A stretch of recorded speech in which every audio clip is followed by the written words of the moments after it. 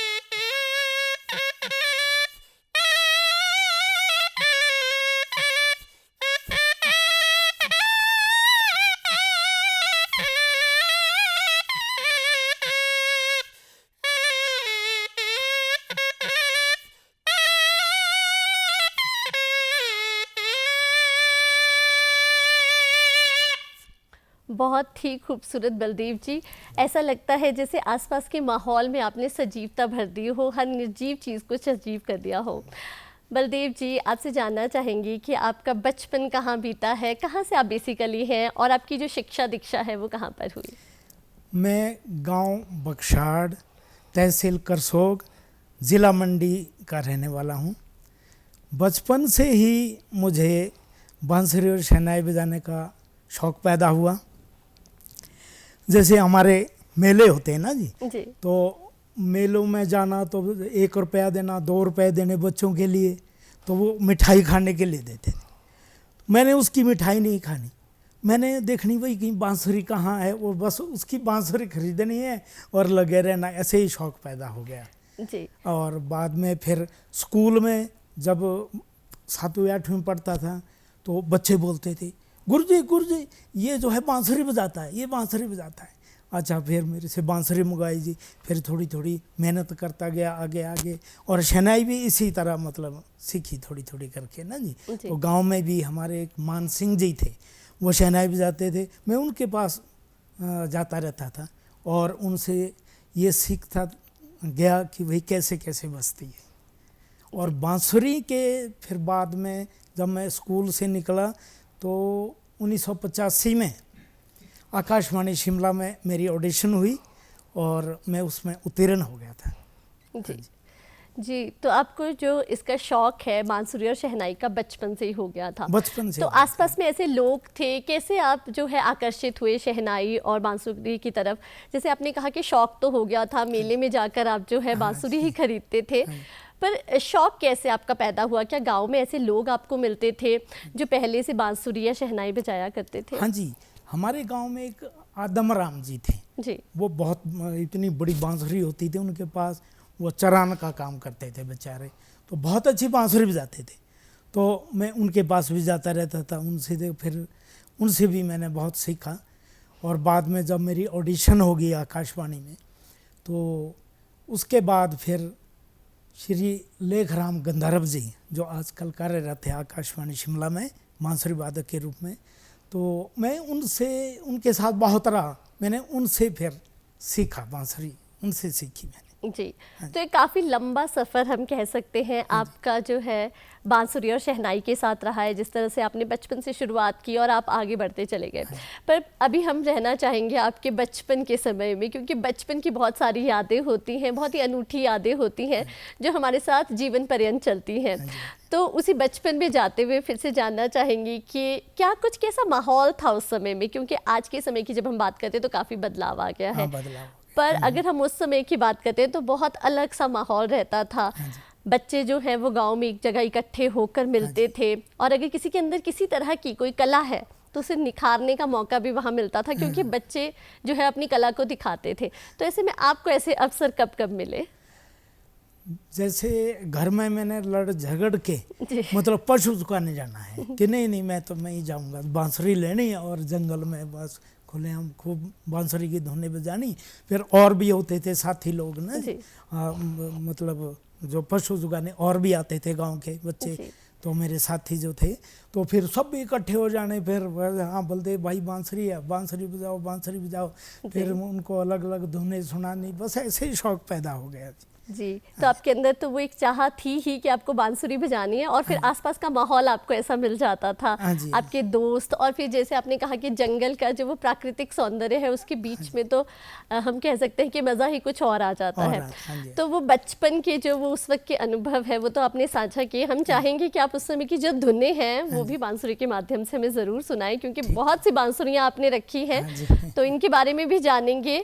परंतु पहले हम चाहेंगे कि वो बचपन की यादें फिर से ताज़ा हो जाए।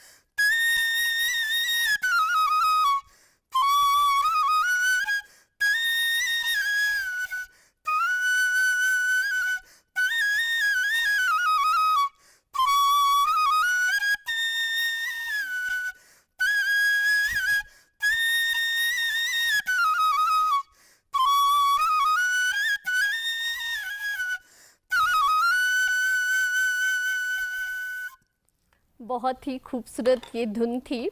तो यहाँ आपने काफ़ी सारी बांसुरियाँ रखी है बलदेव जी, थोड़ा सा इसके बारे में हमें बताएं। क्या अलग अलग तरह की बांसुरों का प्रयोग किया जाता है जब अलग अलग तरह की धुनों को बनाया जाता है, उन्हें परफॉर्म किया जाता है? ये अलग अलग स्केल की है ना जी। तो गाने वाले कभी कहीं से भी किसी स्केल से गाते हैं तो उनके साथ वहीं मिलना पड़ता है, इसलिए अलग अलग स्केल की बांसुरियाँ हैं ये जी। आमतौर पर जो आम लोग हैं हमें यही रहता है कि एक ही बांसुरी से जो है हर तरह की धुनें बनाई जा सकती है, परंतु ऐसा नहीं है जी। तो अलग अलग तरह की बांसुरियों का प्रयोग किया जाता है। ऐसे में अगर हम बांसुरी और शहनाई को दोनों की बात करें तो क्या कुछ अंतर रहता है दोनों में? अंतर है, बहुत है जी, क्योंकि हम जब धुन की बात भी करते हैं, जिस तरह का संगीत इससे निकल कर आता है तो वो बहुत ही अलग सा है। तो ऐसे में क्या अंतर एक विशेषज्ञ के तौर पर आप इसमें देखते हैं? बांसुरी में मतलब इतनी ज़्यादा ताकत नहीं लगती, टेक्निक है, मतलब 6 ही स्वर होते हैं इसमें। शहनाई में थोड़ा अलग ज़्यादा स्वर भी हैं और थोड़ी उसमें ताकत भी लगती हैं। फिर बांसुरी बजाने का कुछ अलग तरीका है, शहनाई बजाने का कुछ अलग तरीका है ना जी। हाँ जी जी, लेकिन जो वो मधुरता की बात है वो दोनों में एक जैसी है। हाँ। जी। अगर हम आपके स्कूल डेज़ की बात करें, पीछे हम जाएं, आपके जब आप स्कूल में थे, तो वो भी एक अलग अनुभव होता है और एक कलाकार के तौर पर आप शायद उस अनुभव को कभी नहीं भूल सकते हैं, क्योंकि वो आपका शुरुआती समय होगा जब आप जो है परफॉर्म करना आपने शुरू किया होगा। आज के समय में बहुत ही आपके लिए ये आम बात हो गई है कि आप जगह जगह जाकर परफॉर्म करते हैं, चाहे वो राष्ट्रीय स्तर पर है, अंतर्राष्ट्रीय स्तर पर है। परंतु जब वो स्कूल के दिन होते हैं, जब आप स्कूल में होते हैं, तो वो एक अलग अनुभव होता है। चाहे फिर वो स्कूल की बाल सभाएं हो या फिर कोई टूर्नामेंट्स हो, वहाँ पर परफॉर्म करना। तो आपके कैसे अनुभव रहे हैं उस समय के, क्योंकि आपके दोस्तों के बीच आपकी एक पहचान बन चुकी थी बांसुरी वादक के रूप में, तो उस समय का कुछ हमें बताएं। स्कूल में हमारे जो मुख्य अध्यापक जी थे, स्वर्गीय श्री भीम सिंह ठाकुर जी, वो भी बहुत संगीत प्रेमी थे जी। तो मेरे से बहुत ही प्यार करते थे।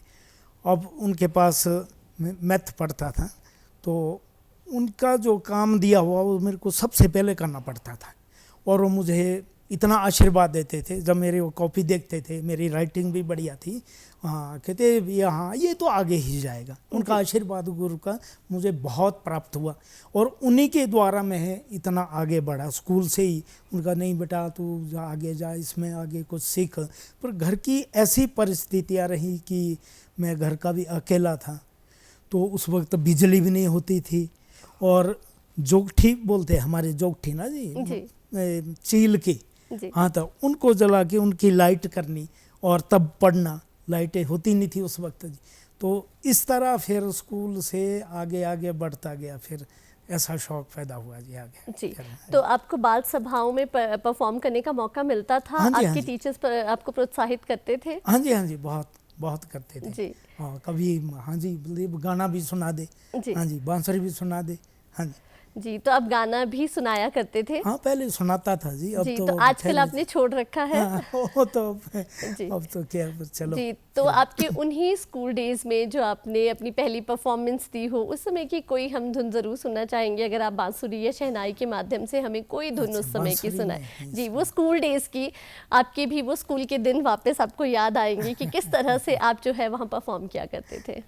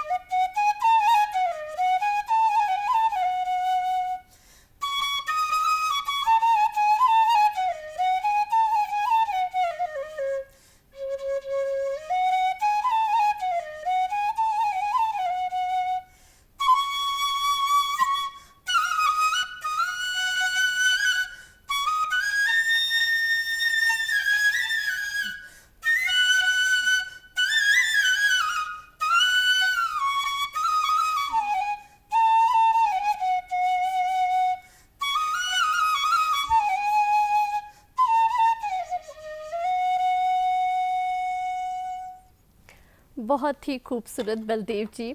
हम वैसे भी ऐसी भूमि के हैं जहाँ पर कृष्ण की बांसुरी को जो है बहुत माना जाता है, उसे बहुत सराहा जाता है। ऐसे में जो बांसुरी की धुन है वो सभी का मन मोह लेती है। अभी आपने जैसे कहा कि आपके जो गुरु हैं उनका आपके जीवन में बहुत अहम स्थान रहा है। ऐसे में जब हम आपके कला के जो गुरु हैं बांसुरी के लिए और शहनाई के लिए, उनका भी आपके जीवन में एक अहम स्थान रहा है। आज उन्हीं की वजह से आप यहाँ पर हैं, अपनी एक अलग पहचान बना चुके हैं। तो ऐसे में अपने गुरुओं के बारे में हमें बताएं कि कौन कौन से गुरु आपको मिले और किस किस समय पर मिले और कैसे उन्होंने आपकी जो राह थी उसे एक दिशा दिखाई। शहनाई के लिए तो मुझे बहुत अच्छे गुरु मिले बाद में ना जी। जी। तो स्वर्गीय श्री सूरजमणि जी अब जी। नहीं है, उनके बराबर शहनाई तो कोई बजा नहीं सका, ना कोई आज तक हुआ, ना शायद आगे होगा, क्योंकि इस ज़माने में कोई कोशिश नहीं करते आज के बच्चे ना जी, आगे बढ़ने की कोशिश नहीं करते, इससे दूर रहते हैं बहुत ज़्यादा।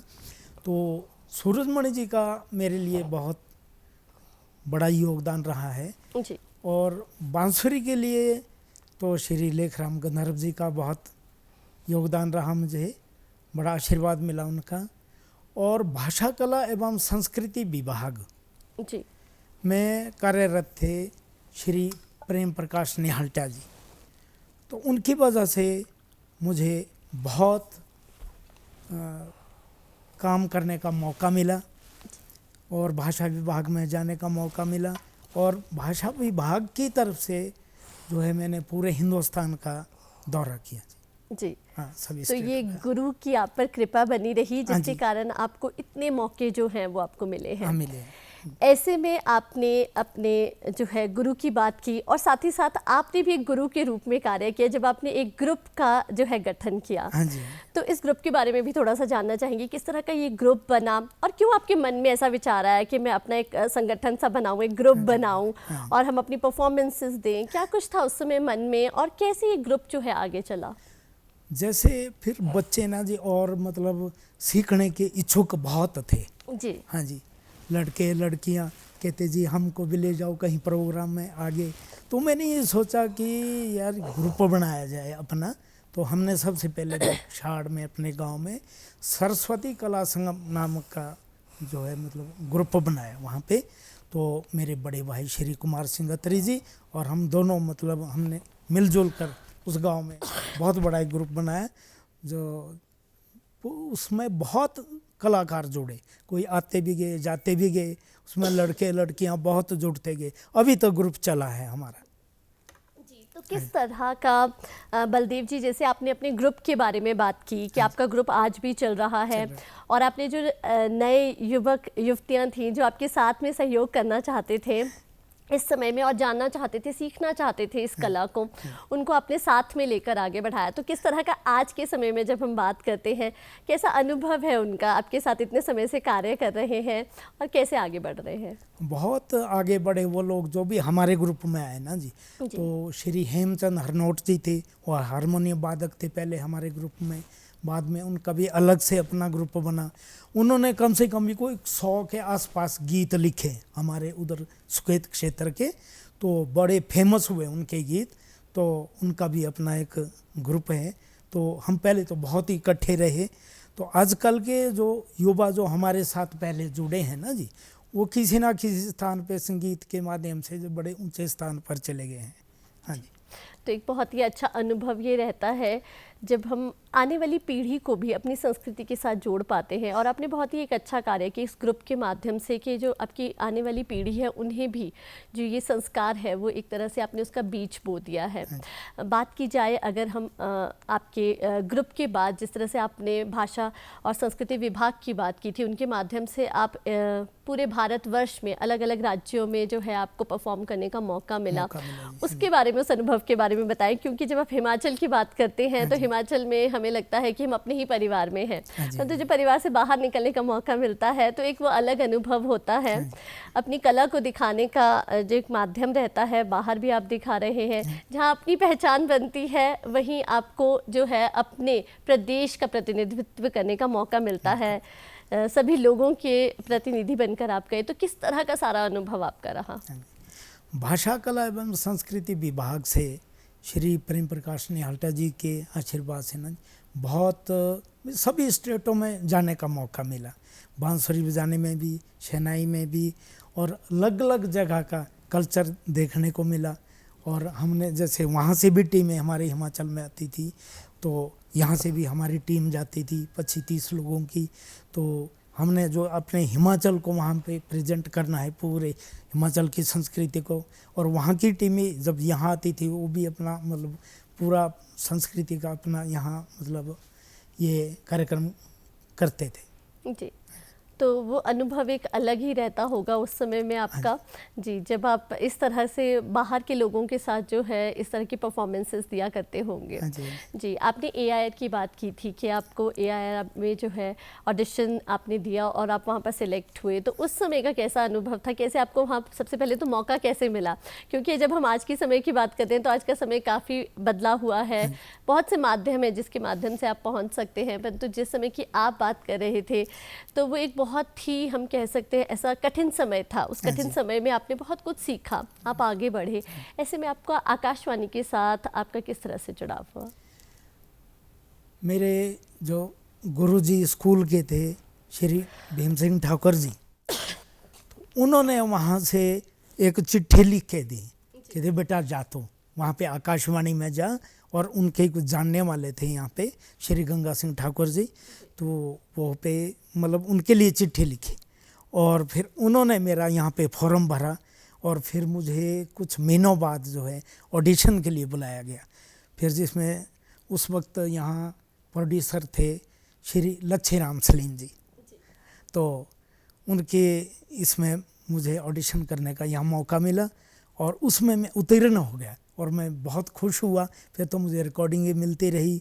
फिर 1988 में फिर नृत्य नाटिका बनी हिमाचल की कहानी, हिमाचल की 40वीं वर्षगांठ पर, तो उसमें शहनाई वादन के लिए मुझे बुलाया गया। यहीं म्यूजियम में जो है वो कार्यक्रम हुआ था। तो 70 दिन के हमारे यहाँ पे मतलब वर्कशॉप चली और फिर उसमें भी पूरे मतलब हिमाचल में और हिमाचल से बाहर दूसरे स्टेट में भी जाने का मौका मिला। जी, तो हिमाचल की जो 40वीं वर्षगांठ थी उस पर आपको नृत्य नाटिका में परफॉर्म करने का मौका मिला। बहुत ही गर्व की बात है आपके लिए भी और हम सभी के लिए। तो ऐसे में उस समय में जो आपने परफॉर्मेंस दी थी उसका हम कुछ अंश ज़रूर सुनना चाहेंगे, क्योंकि एक वो बेहद ही अलग अनुभव था आपके लिए भी, और हम चाहेंगे कि उस समय की कुछ यादें हम और हमारे दर्शक भी प्राप्त कर लें। बांसुरी में सुना है।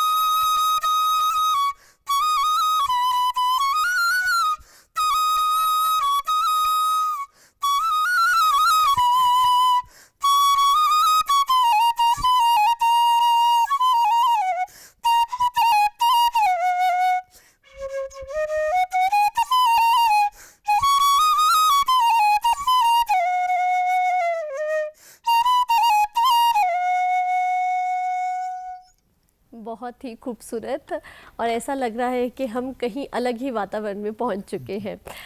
बलदेव जी, बात की जाए लोकगीतों में लोक धुनों की, तो कितना महत्वपूर्ण मानते हैं आप लोकगीतों में लोक धुनों को? और जब हम लोकगीतों की बात करते हैं तो क्या कुछ महत्वता रहती है बांसुरी और शहनाई की अलग अलग तरह के गीतों में? और जिस तरह से हम अलग अलग तरह के त्यौहार हिमाचल में मनाते हैं, ऐसे में इनकी क्या प्रासंगिकता है, इन वाद्य यंत्रों की? इनकी बहुत भूमिका रहती है, बांसुरी की भी शहनाई की भी। खासकर जो हमारे हिमाचल प्रदेश का जो कल्चर है, अपना पहाड़ी कल्चर है, जैसे नाटियाँ हैं, लोकगीत हैं, हर क्षेत्र का अलग अलग कल्चर है हमारे हिमाचल में भी। तो बांसुरी ना बजे किसी भी गीत में तो कुछ अच्छा नहीं लगता, या शहनाई ना बजे, जैसे हमारी नाटियाँ होती है ना जी, हमारे अपने सुकेत क्षेत्र में नाटियाँ होती है, 12 मात्रा की नाटियाँ जिसे ढीली नाटी बोलते हैं, तो उसमें अगर शहनाई ना बजे तो कुछ आनंद नहीं आता।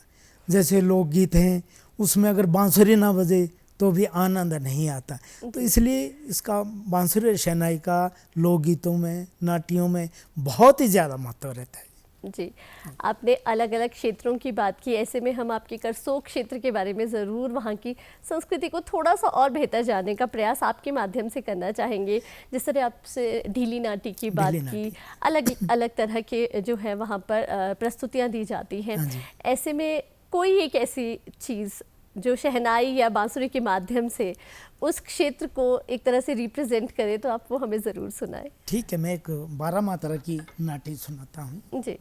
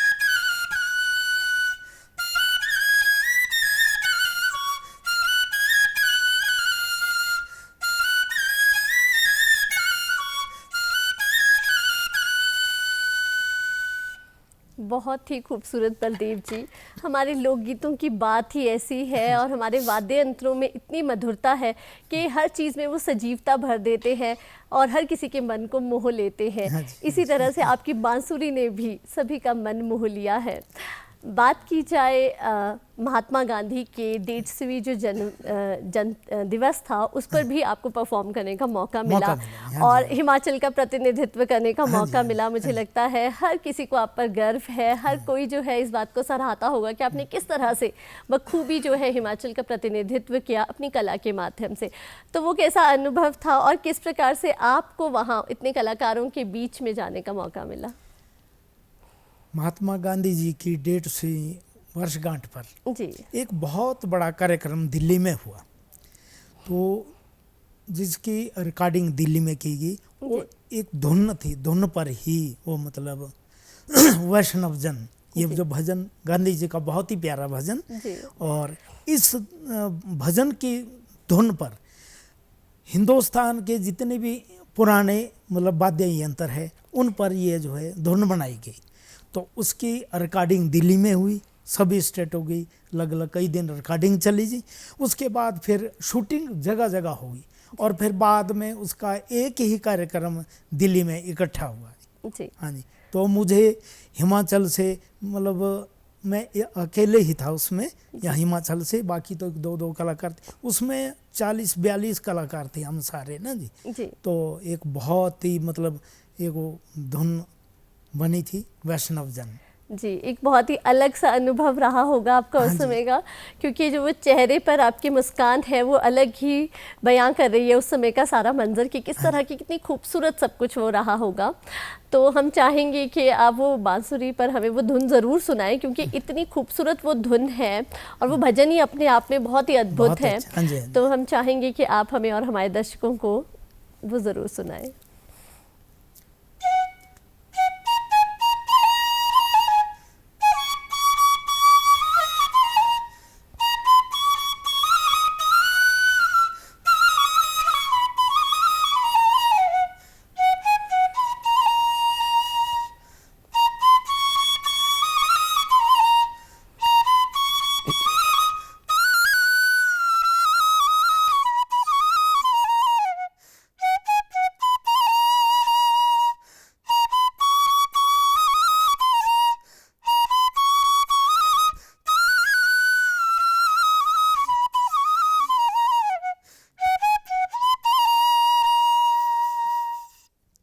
बहुत ही खूबसूरत ये भजन और ये धुन अपने आप में मन मोहने वाले हैं, हर किसी के मन को मोह लेते हैं और मुग्ध कर देते हैं।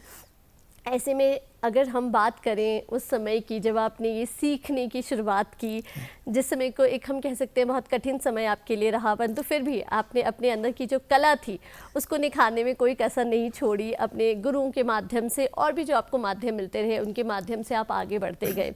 आप आज के बच्चों के लिए एक प्रेरणा के रूप में हैं, क्योंकि आज हम देखते हैं कि बच्चे जो हैं वो बड़ी जल्दी हताश हो जाते हैं। हाँ जी, हाँ जी, हाँ जी। जी, तो उसके बारे में आप क्या कहना चाहेंगे उन बच्चों को अपने अनुभव के आधार पर कि किस तरह से आगे बढ़ते रहना चाहिए, किस तरह से जो है जब कठिनाइयाँ जीवन में आती हैं उन्हें दरकिनार करके हमें जो है एक सकारात्मक सोच रखनी चाहिए? आजकल के जो बच्चे हैं ना जी, खैर जो हमारा समय बहुत कठिन समय था जी। उस वक्त इतने कोई साधन नहीं थे। हालांकि हमने ऐसे ऐसे कार्यक्रम भी किए जहाँ की ध्वनि का कोई साधन नहीं था, माइक नहीं होते थे, ऐसे भी रात रात भर पूरे मतलब बिना माइक के भी कार्यक्रम किए। और खैर आजकल तो बहुत फैसिलिटी है पूरी, हर फिर भी बच्चे ना सीखते नहीं हैं, इस और बहुत कम ध्यान देते हैं। संगीत किसी किसी को मिलता है, पर मिलता उनको ज़रूर जो इसमें कोशिश करेंगे, सीखेंगे तो ज़रूर उनको मिलेगा। ये आजकल तो कल्चर ही बदल गया।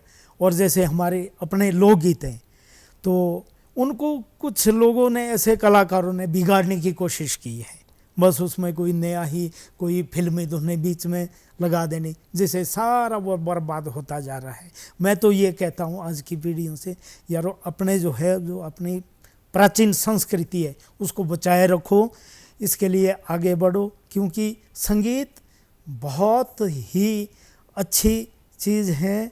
इससे आदमी अगर किसी भी दुख में हो ना जी, अगर उसको थोड़ा सा संगीत सुनने को मिले तो वो खुश हो जाता है, उसका दुख दूर हो जाता है। इसलिए मैं आजकल की पीढ़ी से ये बात करना चाहता हूँ कि भाई आगे बढ़ो, कुछ सीखो, तो यही मेरी प्रार्थना है आजकल के युवाओं से।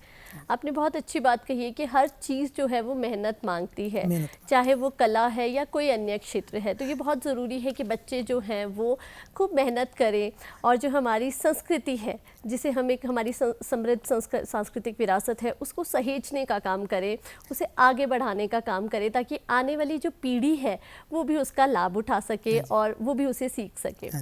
ऐसे में साथ ही साथ हम बात करना चाहेंगे सोशल मीडिया की। आज के समय में हम देखते हैं कि सोशल मीडिया बहुत ज़्यादा एक्टिव है लोगों के बीच में। आज हम लोगों के जीवन का एक अभिन्न अंग बनता जा रहा है सोशल मीडिया।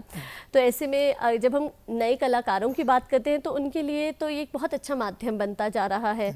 जैसे कि हम अगर पुराने समय की बात करें उससे अगर हम इन दोनों में अंतर करें तो आज का समय काफ़ी अच्छा रह रहा है।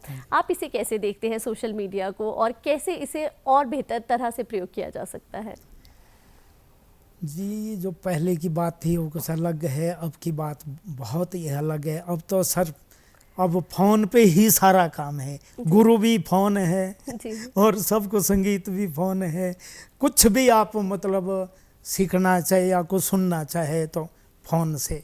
पर आजकल के बच्चे ना इसका कुछ गलत जो है मिसयूज़ कर रहे हैं फ़ोन का भी। ये फ़ोन तो है पर इसके माध्यम से कुछ सीखना चाहिए आदमी को, हर चीज़ इसमें है। हाँ जी। तो ये ज़रूरी है कि हम उसे सकारात्मक रूप में लें, कहीं भी नकारात्मक रूप में ना लें। जी, तो अगर हम अच्छा सीखेंगे तो उसका परिणाम भी अच्छा ही निकल कर हमारे पास आएगा। बात की जाए वर्तमान समय की बलदेव जी, तो अगर हम अभी के समय की बात करें तो अभी भी आप काफ़ी सारी परफॉर्मेंसेस दे रहे हैं, और अभी आपने हम इसी साल 26 जनवरी पर जो है आपने अपनी एक बेहतरीन परफॉर्मेंस दी है, जिसमें आप Guinness book of world record में आपने अपना नाम दर्ज कराया। वो हिमाचल और पूरे देश के लिए जो है एक गर्व की बात है। 26 जनवरी का वो कार्यक्रम था, तो ज़रा थोड़े से उसके अनुभव भी हमारे साथ साझा करें कि किस तरह का वो सारा कार्यक्रम था। देखो जी, मेरे एक गुरु रहे हैं प्रोफेसर नंदलाल गर्ग जी, अब तो स्वर्गीय हो गए बेचारे। उनकी भी मेरे लिए बड़ी देन रही, हमारे ग्रुप के लिए बहुत देन रही है। तो संगीत नाटक अकादमी की तरफ से जो है वो कार्यक्रम अभी भी दिल्ली में हुआ, तो मिनिस्ट्री ऑफ कल्चर संगीत नाटक अकादमी, तो उसमें एक ऐसा 10 मिनट का जो कार्यक्रम था ग्रुपों का, उसमें 5,500 कलाकार बुलाए गए थे पूरे हिंदुस्तान के। तो उनको एक ही सूत्र में बांधा गया, 10 मिनट का कार्यक्रम किया और एक पूरे महीने उसकी जो है रिहर्सल चली जी। जी। और हमारा एक 300 लोग थे हम जो इंस्ट्रूमेंट वाले थे, जी। तो उसमें भी मैं बांसुरी में हिमाचल से एक ही था, तो उसमें भी मतलब इंस्ट्रूमेंट जितने पुराने इंस्ट्रूमेंट थे उसमें जो है मतलब अलग से हमारी एक धुन, सारे जहाँ से अच्छा हिंदुस्तान हमारा, ये बहुत धुन ही खूबसूरत। मतलब तैयार की थी 3-4 मिनट की वहाँ पे, तो हमारा अलग से था, उनको 5,500 कलाकार वो अलग से थे। जी। तो फिर लास्ट में हमारा कार्यक्रम इकट्ठे हुआ इंडिया गेट में ना जी 26 जनवरी को, एक बहुत ही अच्छा लगा कि भाई पूरे हिंदुस्तान का कल्चर एक ही सूत्र में बंध गया। जी। हाँ जी। आपसे वो धुन हम ज़रूर सुनना चाहेंगे। हाँ जी।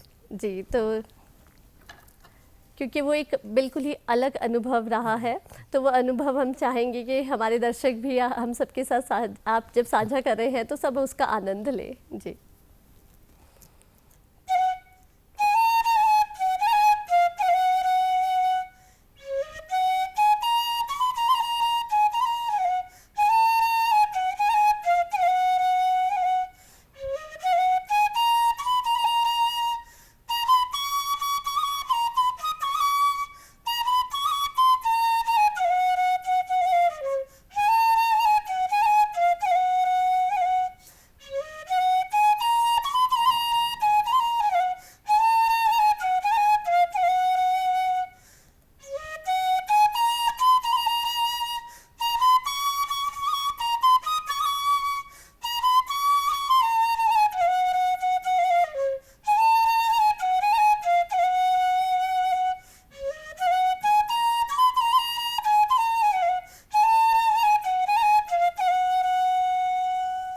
बहुत ही खूबसूरत, सारे जहाँ से अच्छा हिंदुस्तान हमारा, इसकी तो बात ही अलग है। और आपकी बांसुरी ने इसमें जैसे कह सकते हैं कि 4 चांद लगा दिए हैं।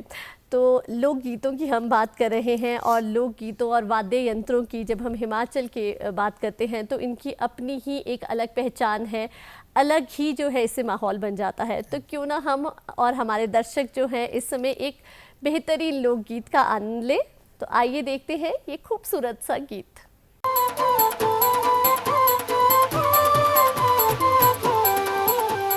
चक्की पर धमाल खाई जायो, मेरी शिमले जो चली जायो।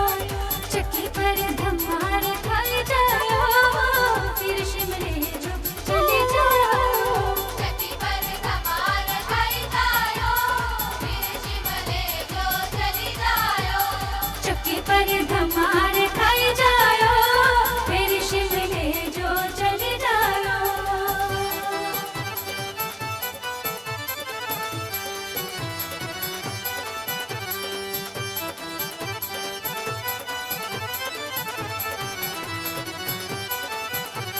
फेरी तुसा बोलना सारे कन्ने लड़दी, फेरी तुसा बोलना सारे कन्ने लड़दी। हाँ फेरी तुसा बोलना सारे कन्ने लड़दी, सारे कन्ने लड़दी, सारे कन्ने लड़दी। ओ सारे जो बका कराई जायो, फिर शिमले जो चली जायो। चक्की पर धमाल खाई जायो, फिर शिमले जो चली जायो। चक्की पर धमाल खाई जायो, फिर शिमले जो चली जायो।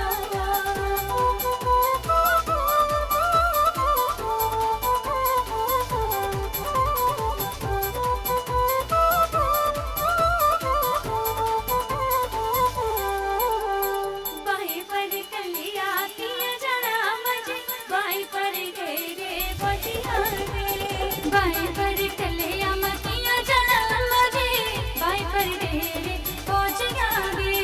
बाई पर कलिया किया जाना मजे, बाई पर घेरे पहुंचिया रे। बाई पर कलिया किया जाना मजे, बाई पर घेरे पहुंचिया रे।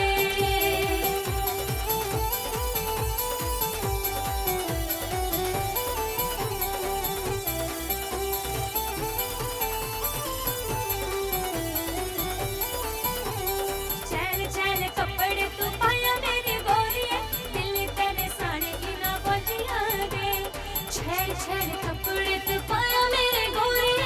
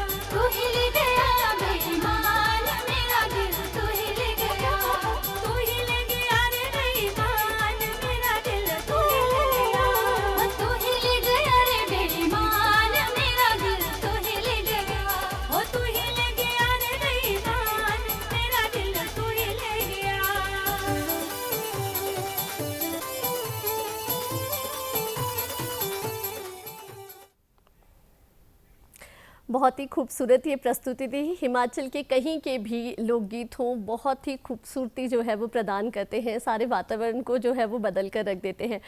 बलदेव जी, बात की जाए आज के वाद्य यंत्रों की, जब हम बात करते हैं तो टेक्नोलॉजी ने वहाँ पर भी जो है अपने कदम बढ़ा दिए हैं। ऐसे में किस तरह से आप देखते हैं बदलते समय को? आपने कहा कि बदलाव ज़रूरी है, परंतु उसे सही दिशा में ले जाना चाहिए। तो जब हम वाद्य यंत्रों में बदलाव की बात करते हैं तो उसे आप कैसे देखते हैं? वाद्य यंत्रों में चलो, तो वाद्य यंत्र तो अपने अपने इसमें जी ठीक है, बजते हैं, जी तो बदलाव भी होना चाहिए।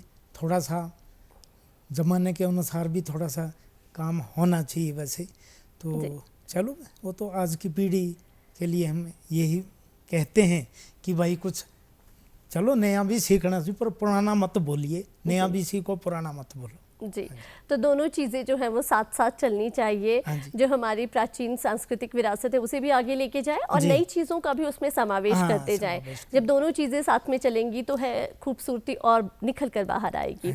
ऐसे में हम बात करना चाहेंगे आपके गृह क्षेत्र की, करसोग की। वहाँ के बारे में आपने काफ़ी कुछ बताया, आपने हमें एक नाटी भी सुनाई, तो हम चाहेंगे कि कुछ और आप हमें ज़रूर सुनाएं, क्योंकि समय कम है और हम चाहते हैं कि बहुत कुछ आपसे जो है हम सुने। तो एक परफॉर्मेंस अगर आप ज़रूर। हमारी बांठड़ा होता था ना जी, जी बांठड़ा होता है, खालडूरा खर्चा मेरे अमनिया। पहले जो है लोग जो है पैदल जो है नमक लाने मंडी दरंग जाते थे, जी तो वहाँ से कई कई दिनों के बाद वापस आते थे। तो उस पर एक धुन है, तो ज़रूर।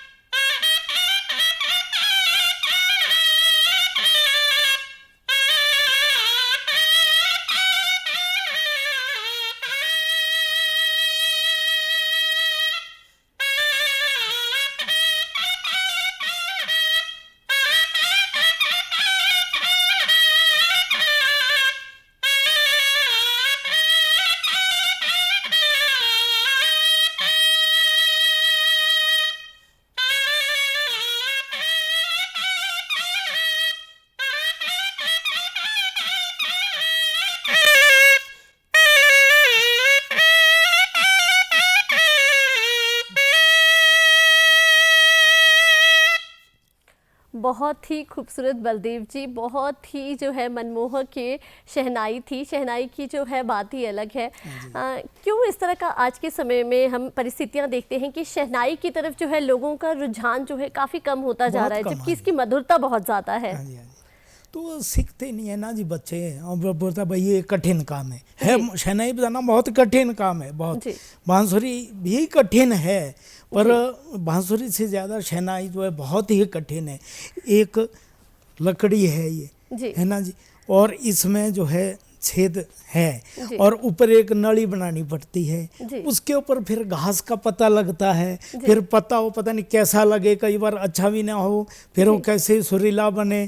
तो इसलिए इसके बहुत मेहनत है इसमें, और फिर इसको स्वरों में ढालना बड़ा मुश्किल काम है। जी तो तभी इसकी तरफ जो है आजकल के बच्चे ध्यान ही नहीं दे रहे हैं ना जी, जी। तो तो बच्चों बांसुरी का- तो ऐसा बोलो तो उठाई, बोलो चलो। जी, हाँ, बांसुरी तो बात भी बच्चों का काफी है। रुझान काफ़ी कम होता हाँ, जा रहा है। काफी जी, कम है। तो इसके लिए मेहनत करने की ज़रूरत करने है। की ज़रूरत हम है। उम्मीद करते हैं कि आने वाले समय में जो बच्चों का रुझान है शहनाई की तरफ भी होगा, और आप जैसे जो गुरु हैं वो तो उनके साथ हैं ही हमेशा उन्हें सिखाने के बिल्कुल, लिए। बिल्कुल जी, हाँ जी। हमारी बहुत सारी शुभकामनाएं हैं बलदेव जी आपके लिए, भविष्य के लिए भी आप इसी तरह से हिमाचल का प्रतिनिधित्व करते रहें, नई नई धुनें हैं वो हमारे लिए बनाते रहें और हम सभी का मनोरंजन करते रहें।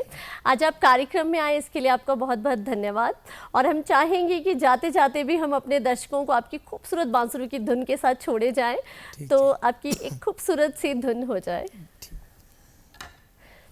आज कार्यक्रम में बस इतना ही, हमें दीजिए इजाज़त, नमस्कार।